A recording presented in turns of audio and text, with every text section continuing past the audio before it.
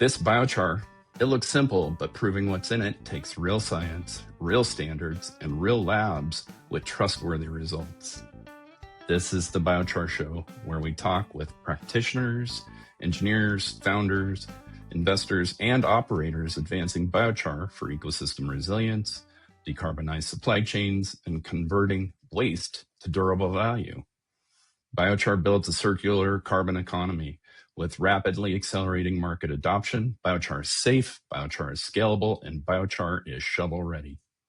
I'm your host, John Webster, with GoBiochar.com, your source for bulk biochar supply in North America. Today's guest on the Biochar Show is Chris Wiberg, who joins us to break it down. Chris is Vice President of Timber Products Inspection, Biomass Energy Lab, and the project leader behind the new American National Standard for Biochar Lab Analysis. Chris has spent almost 3 decades in lab science, moving from coal and coke into solid biofuels and now biochar. And he chairs the U.S. ISO committee that sets global standards for solid biofuels and biocarbons.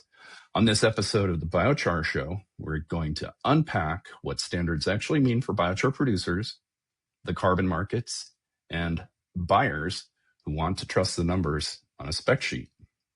I know you're going to enjoy today's show. Chris is an amazing fellow, great human being. Let's get started. All right, Chris, thank you for joining us today. I hope I didn't miss anything on the introduction. Really looking forward to our conversation. It's going to be fantastic. It's going to be a tremendous benefit for the industry. So I think what I'd like to start out with is let's have you introduce yourself, kind of tell us a little bit about your background, where it is you work, what it is that you're working on now, and then kind of what we'll do is we'll fill this out and have fun on our conversation. So. Excellent. Well, thank you so much for having me. This is definitely a pleasure to have this opportunity. Yeah, so Chris Wiberg with Timber Products Inspection, Biomass Energy Laboratory. It's been quite a ride getting to this particular point in my professional career. You know, I'm an original graduate of Minnesota State University. For those that are familiar with it, it's actually Mankato State University for those of us who graduated before it changed its name. But, toxicology and chemistry, that's essentially my background. Toxicology in the form of industrial hygiene. So I'm actually a certified industrial hygienist in addition to being a chemist. But my professional career has been more active on the laboratory side, so chemistry. I've served in a number of different laboratories, starting in about 95. I've been in a nutritional lab, an environmental lab, eventually into the coal lab, which transitioned to solid biofuels and all the way back to biocarbon, which seems a lot like coal, but obviously quite different. So the vast majority of my laboratory experience has been in, call it the coal, solid biofuels, and thermally treated solid biofuels, which ultimately equate back to pyrogenic biocarbons, including biochar. Wow, that is extensive. And thank you for sharing that.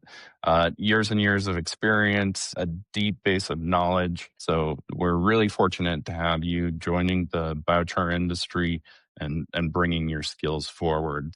I guess after that introduction, kind of if you give somebody the elevator pitch or the backyard barbecue pitch, like how do you explain what you do? Yeah, that's always complicated, even for my own family. I'd swear my my wife and kids struggle with understanding exactly what I do. But kind of to the layperson, you know, biomass, it's comprised of volatile matter, fixed carbon, ash content from its very simple aspects. In order to be able to use it for various purposes, you have to understand the chemistries behind it. And so we operate laboratory services that help you understand those basic physical and chemical properties of these materials. And sometimes they're used as fuels, and sometimes they're used for environmental benefit and carbon sequestration. Our laboratory services are not exclusive to one or the other. I would say historically, our services have been far more based on use as fuel, but we're very excited about the future of carbon sequestration, environmental benefit. And so that's essentially why we have such passion right now in continuing to develop our services in this field. Yeah, I know. So I have that same problem with the elevator pitch. So for me, it's like I take woody stuff or other elements and we expose it to high heat. Then we stabilize the carbon. You have a much more intricate role. So I'm guessing that your family is like, sometimes there's like Dad, what are you saying? So, Yeah, it's confusing to say the least. But I yeah. fortunately recently had my son join me on an international trip to Japan. And by the time we got done touring a power plant and seeing the large infrastructure that goes into spinning a turbine, he finally said, "I think I understand what you do." uh, And so that was a that's major benefit. I love that. yeah, that's wonderful. TPI is a leader in s- performing these tests and having the service that suits a wide number of industries. Now, are you leading up a specific division? Is that what your role is, or do you have a wider scope than just kind of like the biomass side? Yeah, internally, we kind of boil down into what we call the biomass lab. So, to give you a broader perspective, timber products inspection, the base of the company is essentially performing inspections on wood-based products. So, think about lumber and treated lumber, wood packaging materials, trusses, two by fours, structural use panels like plywood, etc. Essentially, if there's some kind of a grade behind it, there needs to be a third party system in place for assessing the producers to assure that they meet that grade. So, an example, our inspectors are in the field every day going to these various manufacturing sites like a lumber mill and confirming that they are truly making a number two 2x4 to the specifications of the number two 2x4. Our division, the Biomass Lab, is essentially related to anything related to those residuals. So after lumber production, you have the sawdusts and various residues, barks, etc., which people can use in different energy products, including biochar. So from that standpoint, we pick up where the rest of the company leaves off. So the vast majority of the company is involved in product manufacturing for construction, for example, whereas we start with the residues and do quality assessments to verify that the products you can make out of those materials also meet the grade. So wood pellets is a great example. Sawdust created from lumber manufacturing is very commonly formed into wood pellets, which can be burned in wood pellet stoves for heat. One of our divisions inspects wood pellet plants to confirm that they are manufacturing pellets to grade, and then the laboratory analyzes those pellets. Similarly, as standards are developed for biocarbon, we're essentially setting up similar processes in the laboratory and potentially for inspection to be able to provide those similar services. That's fantastic. I guess two questions: how many people are employed in your organization, and then beyond that, what gap did biochar testing address for TPI, and what demand signals were you seeing? Yeah. So, from an overall size wise, it's a bit convoluted because we have multiple companies. Timber products inspection is around 100 people. We also have a TP engineering and CSI. It's our Canadian softwood inspection service, Biomass Energy Lab, TP Training Systems, Stafford Inspection. These are all companies that are within our family. So how many employees? I'm not even sure I know, but the overall fit, lumber manufacturing and wood products manufacturing, it's having a hard time right now as paper mills, for example, shut down and forestry product use declines. There's a lot of residuals that don't have a home anymore, and or materials that were formerly used, for example, in paper pulp processes are now unused and available. Our services help a lot of our existing clients because they're always looking for another way to kind of keep the boat afloat. Diversification, everybody understands to be important. If you're only manufacturing a single product or a small number of products, you have a hard time staying current and active and profitable. And so this is seen as an opportunity for the future, for diversification, new product opportunities, et cetera. So even among our existing base of clients, there's a lot of interest in biocarbon markets and the future of this new area. So, and our part within it is to help develop it. We see ourselves as service providers, but also as researchers and trying to kind of break ground, identifying these new markets and helping them become successful. So that's been a large part of my history, is development in the form of standards and industry, the infrastructure that industry needs to be successful. Yeah. So, how many years ago did you end up? So, you had the interest from the industries you already support, but how many years ago did you literally begin the biochar testing? Well, so that's convoluted. I'd swear I've seen biochar, or at least thermal treatments of it. the use for agricultural benefit, for example, isn't something that I probably saw maybe 10 years ago or something as the early, but thermally treated materials like torrefied materials, steam exploded materials. I've been seeing those for nearly 20 years. And even though coffee is torrefied, it was kind of like when people were starting to apply it to biomass, it was super proprietary. We used to call it the T word, torrefaction, even though it was old technology. Yeah. Before somebody would talk to us about torrefaction, they'd want us to sign a non-disclosure agreement. So, I've been in the sector for nearly 30 years, so since 98 was kind of when I set foot into it. And I've seen, charcoal Hmm. is been here all that time, right? And so I'd have to say I've been testing pyrolytic materials for as long as I've been in the fuels laboratory, but it was more commonly for fuel purposes and not necessarily for carbon sequestration. But it's kind of like new application to old science. Yeah. So I guess what made it clear that you've mentioned this a couple of times about standards and processes. What made it clear that a new standard was needed? Yeah. For me, people would come to me, and I don't want to poke fun at anything else that's out there. A lot of people did a lot of work to get the industry to where it's gotten over the years, right? But one of my frustrations would be in the IBI standard.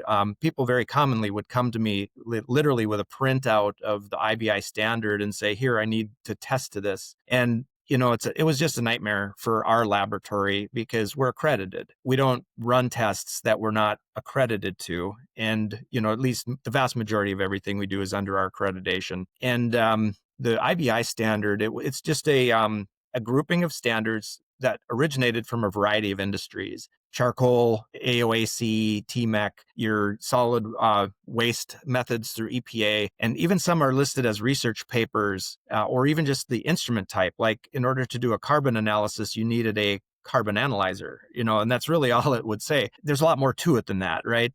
There's literally how do you set up your instrument and calibrate, and a lot of micro information that we need to be able to do it consistently, correctly, etc. And people would just come to us with the IBI spec, which was very non-specific, and it took a lot of different industry techniques. And so for us to be able to set up and run these methods, we would have had to make a lot of assumptions, especially in like sample prep and exactly how do we capture all this data. The problem there becomes, well, if you send that same sample to another laboratory, what's the chances that our lab and their lab did it the same? Very low.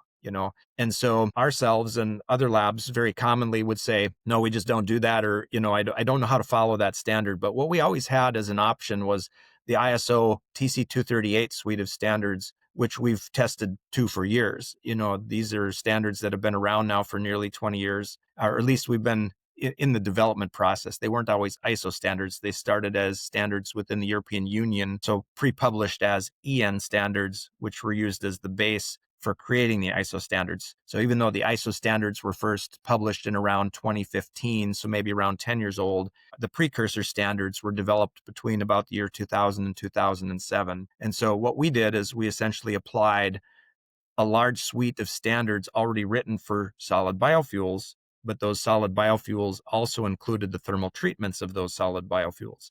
Torrefaction, steam explosion, hydrothermal carbonization, and charring were technologies already incorporated into the ISO TC 238 suite. So it was just essentially a natural fit.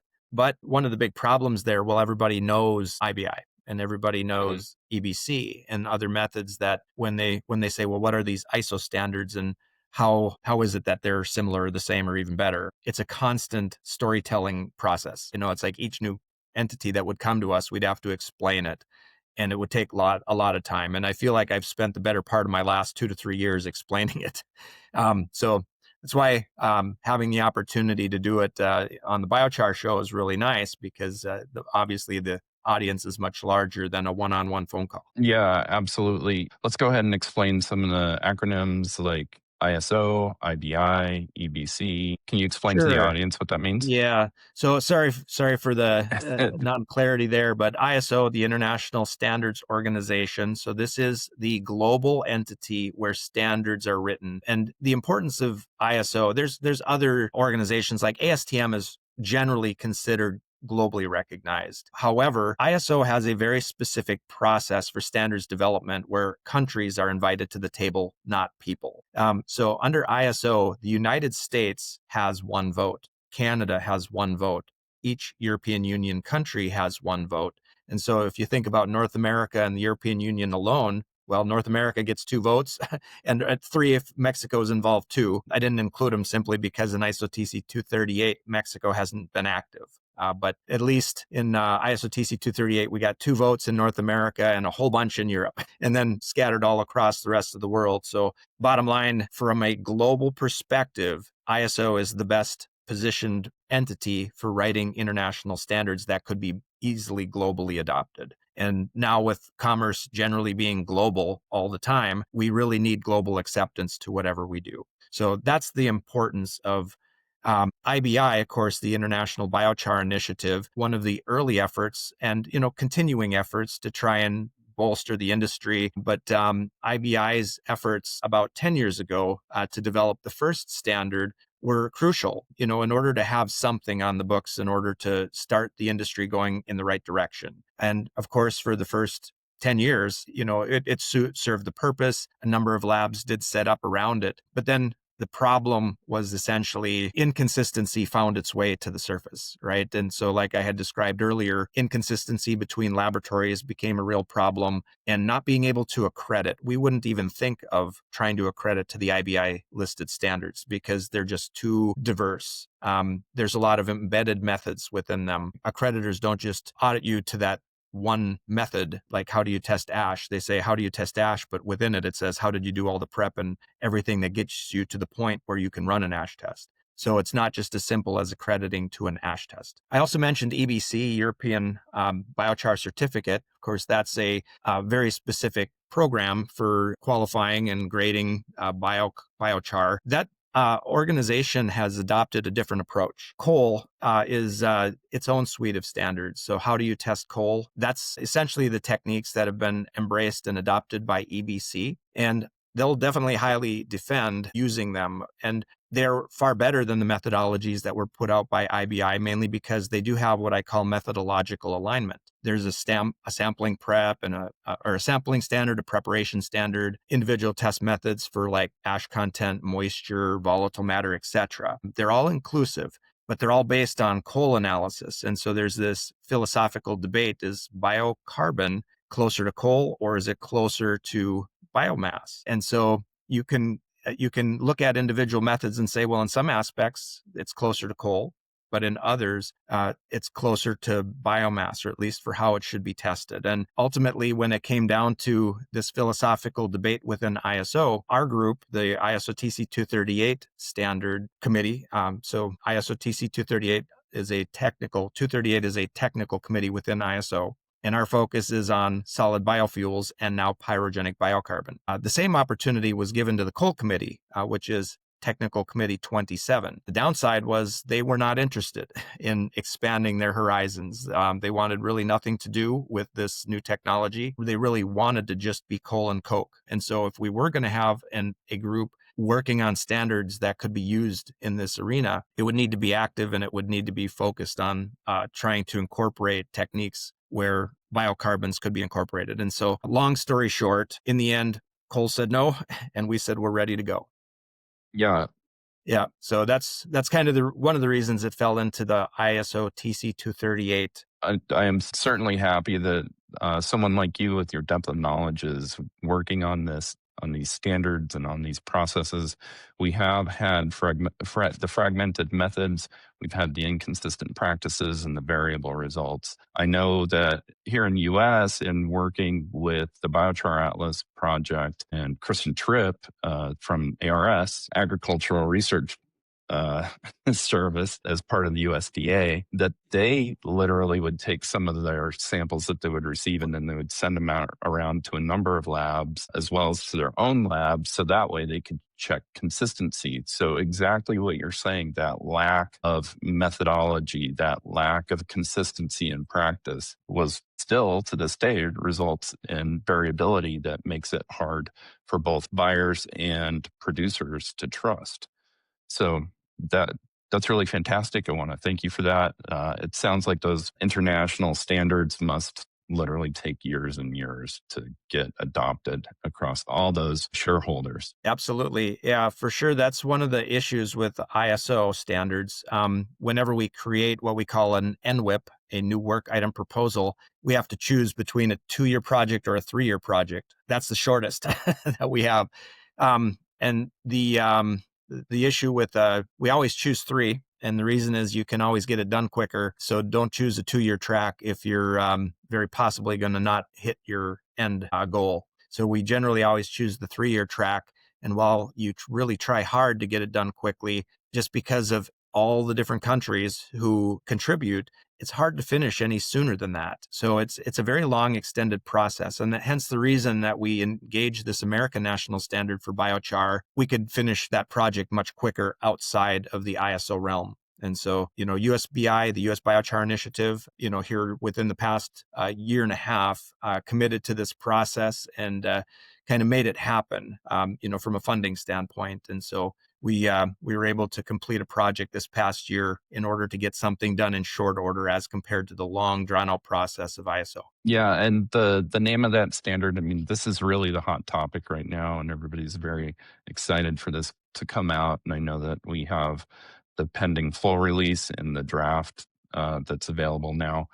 So this is called the American National Standard for Biochar Analysis. Is that accurate? I'd actually have to pull it up. Uh, We, as a project, we refer to it as the American National Standard for Biochar. Its nomenclature is S668, and it's essentially a laboratory standard for the analysis of biochar. So it's got a much more, less exciting name, but it is fully published, actually. It was published on, I think, November 14th, and we did have fairly shortly after the announcement, it came out on USBI's in a newsletter. So it's formally out and ready for download. And the good part about it is it's funded fully by USBI for the next 3 years. So anybody wishing to have a copy, all they have to do is get the link and download it. So, and I'd encourage anybody with interest to do that, so it's a good resource. Absolutely. And we'll make sure to include that link in the show notes. So be sure to check that. I know that, what was it, that 2024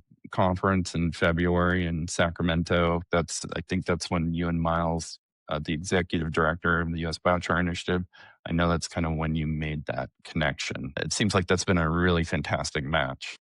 Oh, yeah. And the Yeah. benefit to the industry is measurable. So Yeah, so we had already crossed paths. It was about 3 years ago when, we first were approached actually by the steel sector in Canada. So they went to the Canadian tags, Technical Advisory Group, to ISO TC 238. So our group is the US tag to ISO TC 238. And so in Canada, the steel sector went to Canada's tag and said, we don't know where we fall. They've always been coal-based, but they've realized that some of the testing, if they test biocarbon the same way, they weren't exactly getting the results they were expecting or needed. And there's some reasons for that. Some examples: coal is very highly reactive. Biocarbon is highly reactive compared to so in other words, at 550 degrees centigrade, we can fully ash biocarbon samples, biochar samples, and you cannot ash coal at that temperature. You need about 815 degrees centigrade in order to fully ash it.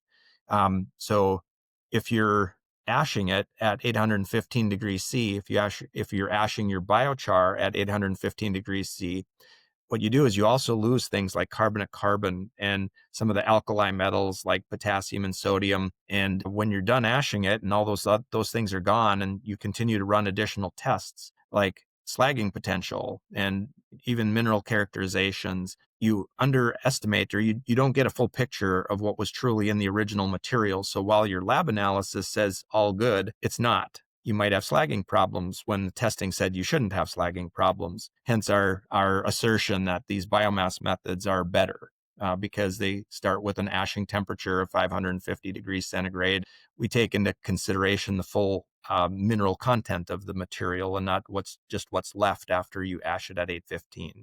So that's one of the biggest and core reasons why the biomass testing has ultimately been adopted. But all said, we were approached by the steel sector. And the problem I just described with testing on the steel side was similar to what Tom Miles and Miles Gray were coming to us with, saying, hey, we're having some trouble with the biochar analysis, and so it's like, doesn't matter the application, the issues are still the same, inaccurate analyses. And so it led this conversation to, can we do this project within ISO? It seemed like the obvious place to do it because the committees were already established, and it was a committed group of people, scientists, research institutions, all the pieces that would have been needed. The trouble is the timing and how slow things move within ISO. It took us literally 3 years to add pyrogenic biocarbon to our scope and title. Wow.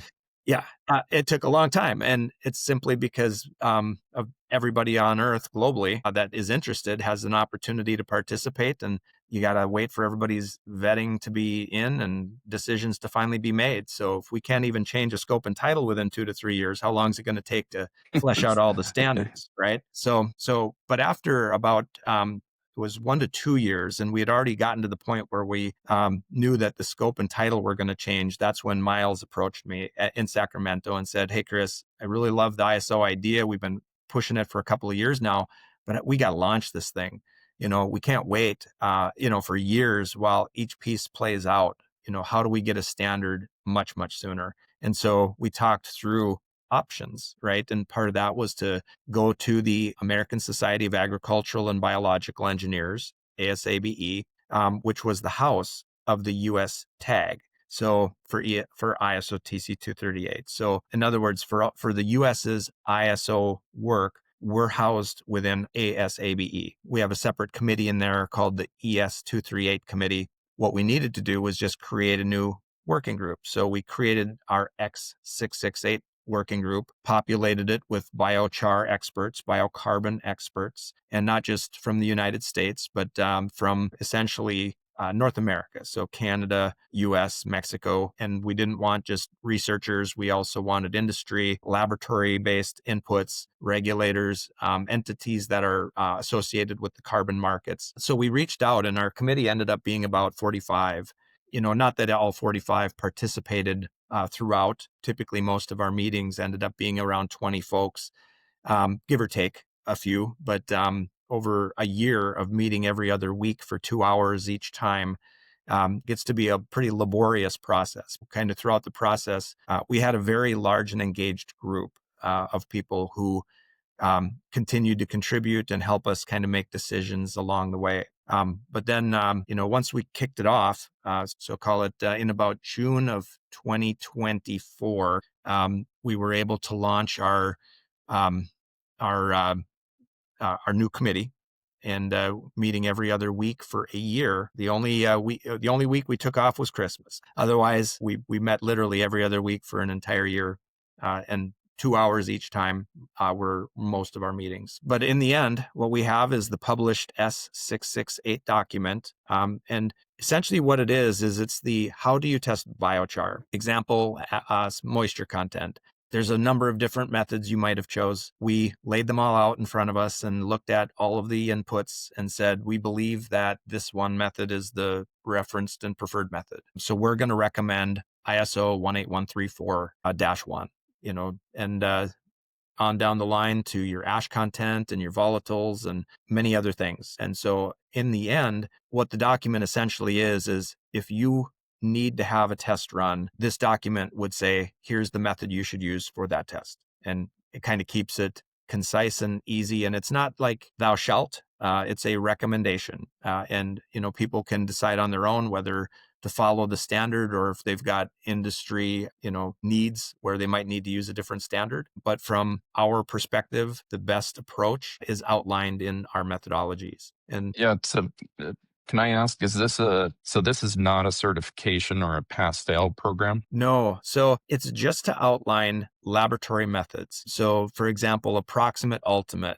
right? Your moisture, ash, volatiles, fixed carbon, hydrogen, nitrogen, oxygen, sulfur content. How do I capture all of those values in such a way that if I go to this lab or the next lab or the next lab, they likely will all generate a very similar result? And that if everybody can align behind these methodologies and even a credit to them, this industry will be in far better shape just simply because everybody's trying to do it the same way. That's going to enable the consistency, comparability, and reliability across all the labs. The assumption there is that it's going to increase the number of labs that can do this testing throughout North America. Yep, for sure. Okay.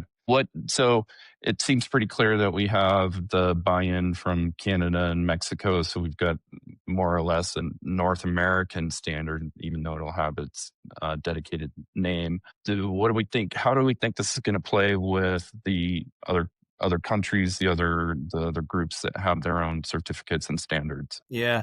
So step one was alignment on testing methodologies. If you think about what's next, typically it's to create specifications where a certain end use category, for example. So let's say there is a concrete standard created, biochar use in concrete. And perhaps there's a low grade biochar for that purpose and a high grade biochar for that purpose. Similarly, for your agricultural soil amendments or any other purpose, filtration materials. Any of these applications can identify properties where you would say, here's the grade minimum requirements for a grade to be able to be used in this end use. And as end use standards are generated, that generally is the next piece, which can be used for product certification. So you need to be able to manufacture the material to that grade and confirmed using the published test methods. In the end, it creates all of the pieces needed to be able to certify production sites and material to the grades that were identified for those individual uses. So what we've established right now is just the first piece. Additional pieces are going to have to come later. And there will be plenty of additional projects to kind of bring them to fruition. But the good news is that we've started that process, and each will develop in time. But we're kind of underway. Yeah, that's amazing, and thank you for all the work on this. I guess I have some questions around the industry impact and benefits for the biochar sector that we're talking about. What pain does this remove for producers? How will users notice the difference? How will they notice those Yeah. differences? So, let's talk real world, right? Mm-hmm. So historically, volatile matter fixed carbon, there's a pretty big difference in the old test versus the new test. And, I can just give you a description.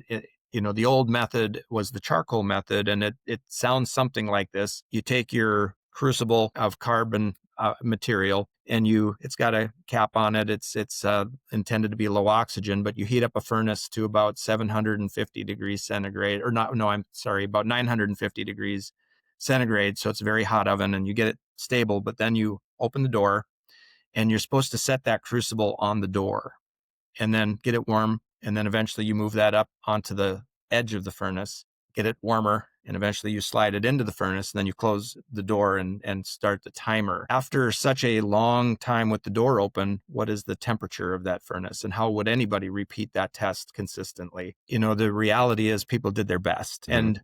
and the method was of no help because there was so much inconsistency with how somebody might manage that process of getting that crucible on the door to the lip into the furnace. And it's not a mystery why if somebody says, hey, can you tell me how much volatile matter and fixed carbon I have, your numbers are going to potentially be all over the board. The new method is much more stable. Essentially, you heat up your furnace to 950 degrees centigrade. When it's hit the temperature, you open the door, slide your material in and close it. Very little temperature drop, and it'll stay much more stable, and it'll be more specific and complete about releasing all of the volatile matter and getting a good fixed carbon measurement. So the benefit to the industry in this case is they can actually rely on their number. And the old way was, I got a number, but I don't understand what I got, and it changes all the time. And I think it's okay for my end use, but now when I try and sell it into this application, somebody else tested it a different way, and they say my number's not right, and I don't know what to believe. You can only imagine what it would be like trying to conduct business in that old system. The new system gives confidence. What it does is it helps you know that your data can be relied upon. Your numbers will be consistently generated. And so it's a night and day difference. Yeah. And Volatile matter, fixed carbon, it's probably the most striking example of the difference. If you go parameter by parameter, you can say, okay, this one, that one is affected in different ways. But that's the most striking example I can describe about the difference between the old and the new, and why people should be able to be much more confident in what they're getting on paper if people Yeah. follow suit. So I think what I'm hearing from you is that the S668 is going to improve the experience for the different stakeholders. For example, producers, it's going to bring clarity, repeatable results, and easier communication. For you and groups like yours, the labs, it's aligned procedures, simpler adoption because the ISO factor and consistent outputs. And then so that leads us into kind of the buyer's market. So there's going to be more confidence in the data, there's less risk. So that goes for the consumer, the end user, ag. I also think that from my perspective, I think that's really going to lend additional stability and opportunity for the investment coming into biochar, because I think one of the things that we see is that with the previous standards, nobody really understood it, even though Kristen and her team did a great job with the Understanding Biochar Labs document. It was still a bit confusing. We need simpler, correlated, unified definitions on how all this works and how the testing procedure is done. And then for carbon programs, there's on the carbon programs, there's going to be more credible permanence and traceability. So I think it really feels like this is a tremendous step forward for especially the North American market. But again, I think it's something that can effectively lend itself to guidance for other universal markets across the globe. So this is really fantastic. Right. Yeah, I couldn't have said it better myself. Everything you just said was spot on, and those are the benefits. I mean, everybody benefits. Mm-hmm. It's think about, you want to invest in a biocarbon project. How do you do that if you don't even trust the data you got? And how do you pursue selling it or buying it? And how do you conduct commerce at all without confidence in even knowing what you have? That's where we're starting. We just want people to be confident in knowing what they have, and everything else can develop from that. Yeah, But it's kind of like, absolutely. you don't have an English language, you can't write a book. You got to have all a sound base to use in order for everything else to come together. So that's all we did. We kind of hit a reset button on the testing methodology, which assures that people will be able to trust what that piece of paper says. So it's just foundational resetting of the starting point. Yeah. And so from my perspective, because for my day job, I source and sell, I do biochar supply. So I find that the buyers are getting more and more sophisticated and the markets are getting more sophisticated, but there's still been confusion for them as to what this really means, how much they can really trust things. I've had customers that will get the test done here in the US, and then they'll also send samples overseas. So that way they can see if they're comparable just between the different standards and labs.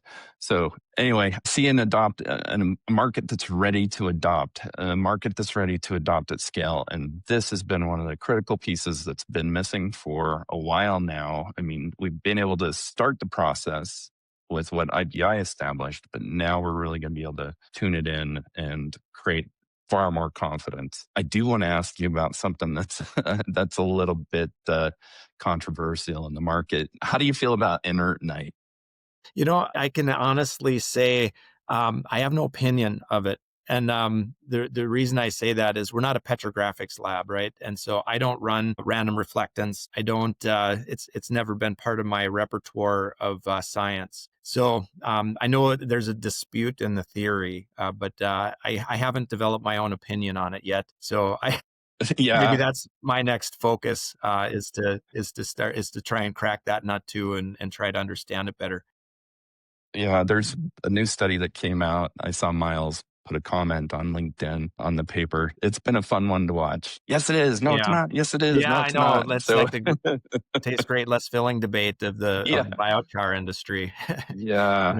Which one is the better metric for permanence? Yeah. So I want to move a little bit to the future path and kind of what comes next. I know we've only got maybe 10 or 15 minutes left on this. And then the other thing that okay, so I'm going to interrupt my own train of thought here. I'm going to say that part of the purpose of this conversation was to learn more about Chris, his team, and what his team at TPI is doing to help establish this standard. This is kind of considered a part one of a two-part series because we're going to follow this up in a few weeks. Very likely, first of 2026 is when that episode will air, where we're going to have a panel and we're going to have representatives from different sectors of the market. And then we're going to be doing a very intensive deep dive at that time. So I know that some folks may have found the terminology that we're using to be fairly technical. The next the next one will go even bigger than that. So now back to the future path. What comes next? What areas, thinking of both your immediate actions and then towards that deep dive panel, what additional Yeah. research needs and emerging focus areas are there? Yeah. So what we just accomplished in the writing of the American National Standard is absolutely the tip of the iceberg. We've hardly started. When it came to the solid biofuel standards, it took us 20 years to write them all. And it wasn't like a constant process of just sitting there for 20 years writing. What you do is you create the first draft and you publish it and you get it out there. And then 5 years later, you do a systematic review and you refine it. And then 5 more years go by and you finally dot I's and cross T's and you feel like it's done. Right. And so in order to get this entire industry well-rounded and mature, we need a lot of time and years, but there's also all kinds of additional pieces. And the benefit is, it might have taken us 20 years on the solid biofuel side. It's not going to take us 20 years on the biocarbon side. And the reason I say that is because we've got very engaged initiatives, efforts. We're working very hard on it and quickly, and things are ramping up right now. But so here's some examples of what's next. Once we publish this, remember, there's an entire initiative happening on the ISO TC 238 front, very similar to this. We just jumped ahead of it. We didn't want to wait 2 to 3 years for the entire globe to have the same conversations we just did in the past year. We went and had the conversations, and all of this information has been forwarded to ISO TC 238. Literally just a month ago, we had our annual plenary meeting, end of October, in Japan. And as part of what we call Task Group 1, it was our original group that kind of brought the information to the table to get it added to our scope and title changed. It's saying, now what? How are we going to pursue? What's wrong with these standards? So the next step within ISO TC 238 is to go through every one of the 48 published methods and refine them for biocarbon. What we did in the American National Standard was pre-vet them to identify which ones are good as is and which ones need work. And some might just need tweaks and others might need a completely revamp, and which ones are missing. There is no standard out there for calculating an H to C ratio. Did you know that? No, I didn't. There isn't. There is no published ISO standard that actually shows you how to do that math. It just assumes we all know. We must all do it the same and right? Yeah, it The does. answer is, I Yeah. hope so. But, it's sometimes not that simple. Even like calculating H to C means you did your hydrogen and your carbon content correctly, right? Right. Well, prior methods only said just use a carbon analyzer. Didn't tell you all the little intricacies that went into getting those numbers. So the industry is still very early, and we kind of now know what we're missing. So we're through ISO TC 238. There's a number of new work item proposals being prepared and readied for the development of new standards to fill in the gaps. Another thing that'll happen is every single method is going to be either reapproved as is and kept for the purpose of biocarbon analysis, or tweaked to make sure it's all the language is in there to make sure everybody knows exactly what they might need to do different if you're testing biocarbon. Another thing is validation efforts. So an industry-wide round-robin analysis of using these methods on different biocarbon materials. This initiative is being spearheaded by a group in Austria called BEA Institute. It's hard to pronounce the word. It's look it up online, but BEA, BIA, they refer to it as. But bottom line, they are the group within the solid biofuels industry that purveys all of our round robins. We do them twice a year through, I think it's around 30 laboratories globally that participate for solid biofuels. We're going to initiate a similar effort for doing validations of the biocarbon materials. And then just all of the different new directions. What do we have for methodologies that aren't even written yet that we need to do? So all of the working groups through ISO TC 238 are going to be coming active on very specifically looking at the fill-in gap methods that are not yet written. So, I can't imagine how many people will watch the Biochar Show in this episode specifically, but if anybody has a passion and want to be involved in this globally, reach out. If you're in the United States, call me, and you say you want to be part of this initiative, I can help you get connected with any of the working groups to the ES 238 committee, our overarching tag for coordinating all of these efforts. If you're in Canada, there's a similar group. Still call me. I can introduce you to Maurice Dueck, the primary lead in Canada for this, and others, other countries, of course. But there is a huge amount of work that is now launching, and it's all for the betterment of the industry. And my gut is that we should be able to, within about 5 years, do what the last 20 took for solid biofuels. So it's still going to take time. Thanks. There's going to be a need for patience, but at the same time, we're not going to be waiting 20 years. There's a huge amount of effort right now. 5 years is so much better. I mean, Yeah. that's something that we can hold on to, because that feels near term in comparison to 20 years, because frankly it is.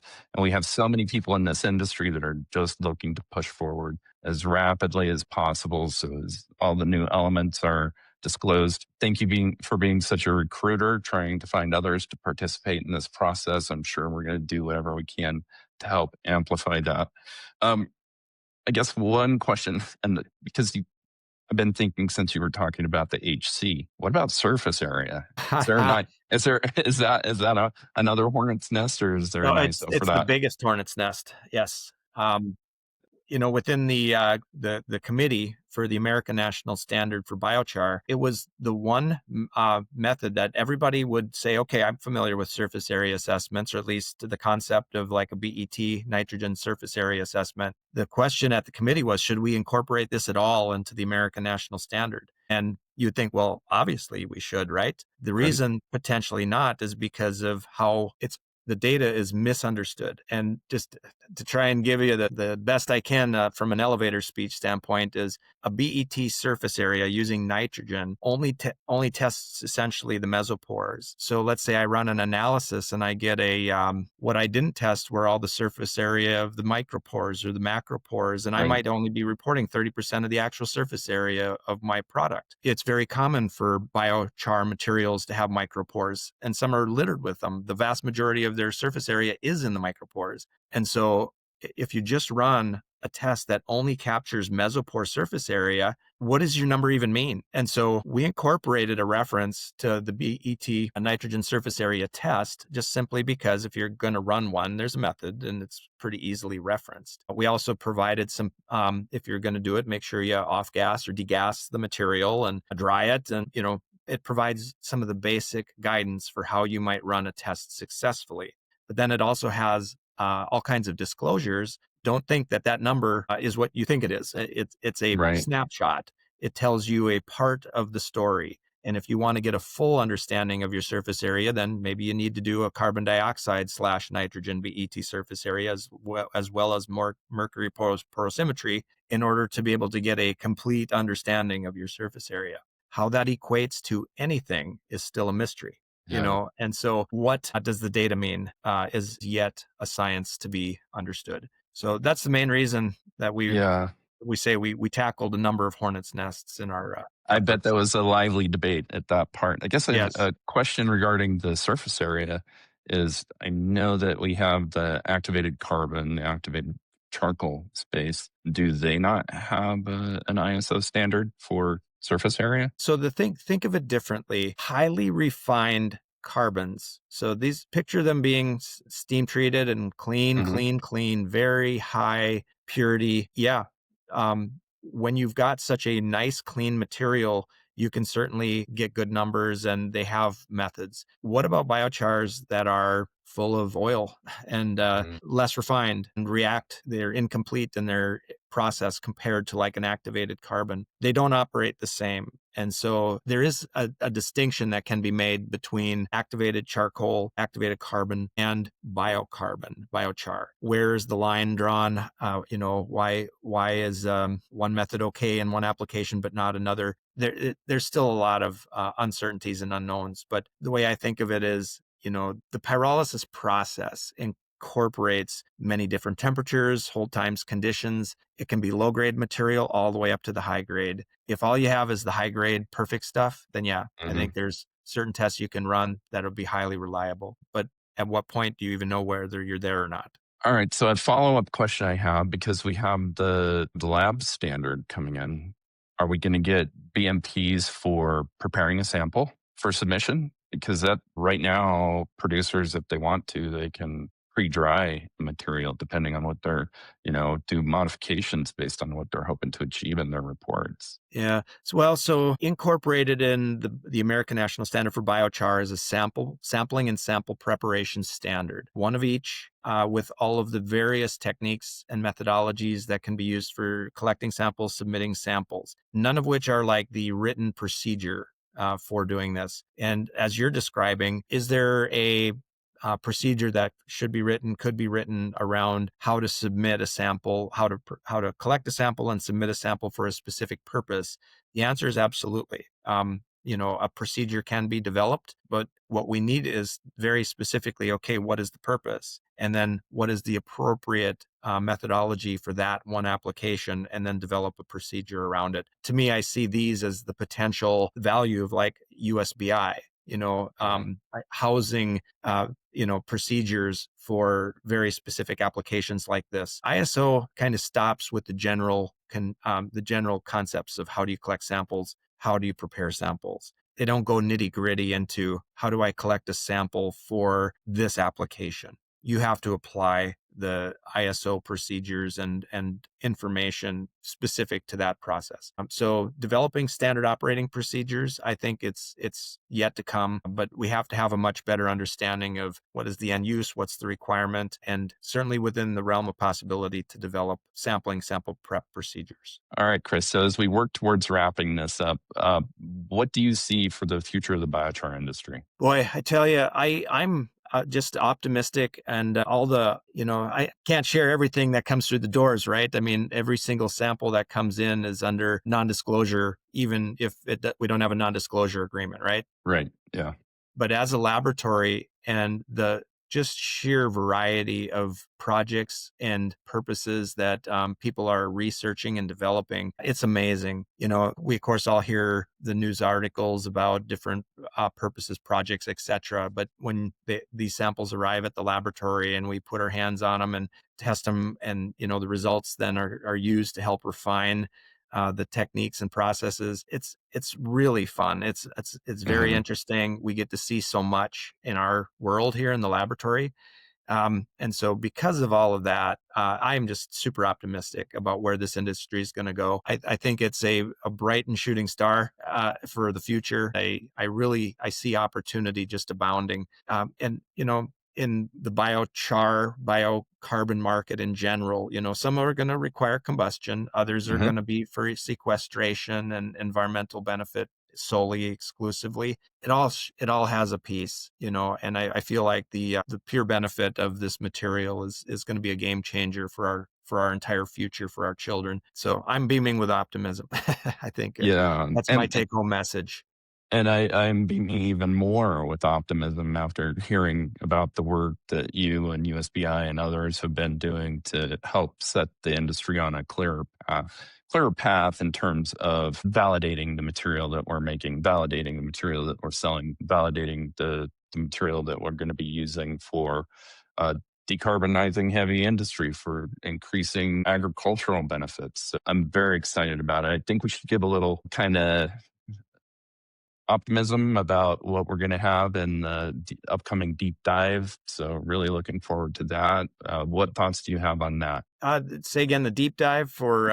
Leading into our next interview with the panel for the deep Oh, dive. okay, yeah. Well, so from the deep dive standpoint, I mean, I'm looking forward to kind of getting the full panel's perspectives on it, and kind of where this laboratory aspect. All right, Chris, this has been a fantastic conversation. I really appreciate everything you've been doing for the industry. I appreciate the time that you've made for me and for this podcast. I do know that you're an extremely busy individual, so it took us a while to get this organized. Yes. Chris, if somebody's looking to find you, where should they look? Yeah, so I mean, obviously our websites, we're at www.tpinspection.com. Also at www.biomassenergylab.com. If you want to know more about our laboratory, if you go to the TP website, there's under the laboratory services, there's a video that gives you an actual 5-minute internal view of our laboratory. We're a lot bigger than just the biomass lab. We've got a physical laboratory for lumber and structural materials. We've also got a laboratory for treatments. So we do a lot of work with pressure treated lumber and various wood treatments. So if you're interested to see more about it, you can definitely go to the website and even watch the video. Another part is we're on LinkedIn. I'm personally on LinkedIn. You can follow me if you like. I do keep people up to date on these efforts. And I also do lists through Biomass Energy Lab's LinkedIn site. I kind of post our, when we're going to Japan, for example, and who represented the United States, and when the national standard for biochar was released. I've already got a LinkedIn post ready to go, and I don't think it's been launched yet as of the taping of this video. But so I try and keep industry updates associated with it. So, and you can Google me directly. I've got all kinds of history of articles that I've written. I've been published quite a bit in Biomass Magazine and Pellet Mill Magazine, and I've got a number of issues that have been put out there over many years. I've been writing articles for nearly 20 years now. Excellent. All right. So, Chris, we'll make sure to put all your contact information in the notes below on the show episodes. I want to take this time to thank you, Chris. I want to thank the team at Biochar Today who make this Biochar Show possible. My name's John Webster with Go Biochar. We do bulk biochar supply, and we talk on the podcast a lot. So soon we will be digging into the deep dive, going way into the standards, far into the thoughts and processes. I will say that if you want a primer for that, go ahead and go to the USBI YouTube channel and watch the discussion on the standard that was presented at the 2025 North American Biochar Conference. Again, Chris, thank you. Audience, thank you. Please share this episode with a friend. I know it's more likely to be a colleague and somebody that's looking to get deeper into the biochar industry. We appreciate everything you do for us. We look forward to growing this industry together. So thank you, everyone. Yeah, thank you. All right. Bye, Chris. Yep, bye. I want to thank everybody for listening today. If this conversation helped you understand where biochar standards are heading, make sure you are subscribed to our podcast channels and to the Biochar Today newsletter, because the next episode in this series is going to be a deep technical breakdown of the new S668 lab standard with Chris, Miles from USBI, and other industry leaders. This will be a resource episode and something that you can come back to as a reference. We ask that you share this episode with others in the biochar space, other labs, producers, researchers, and even buyers and investors. Anyone who will benefit from a clearer understanding of the testing frameworks that are being developed and published. Thanks again to Chris for joining us today. We'll see you soon for the deep dive. I'm John Webster from Go Biochar and want to extend my gratitude to the Biochar Today for making this podcast possible. See you soon for the next episode.